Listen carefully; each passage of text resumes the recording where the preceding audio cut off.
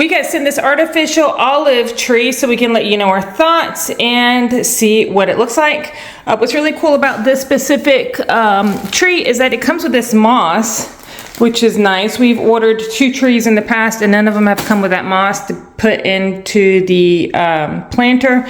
So that's a really nice inclusion. We are going to put it together and let you see what it looks like. Now that we have all the pieces out of the box, I want to show you how easy it is to assemble. First, I want to point out that everything is number coded. So you see the numbers here.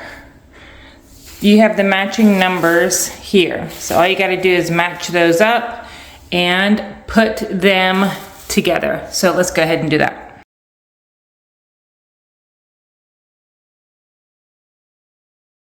Then once you have that done and put together, what you want to do is go ahead and stretch out the stems and the leaves to make it look more full.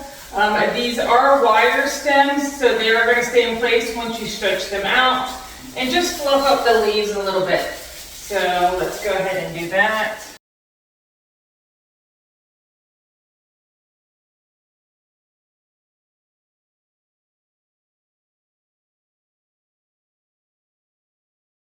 All right, so here is the tree put together. As you can see, it's nice and full.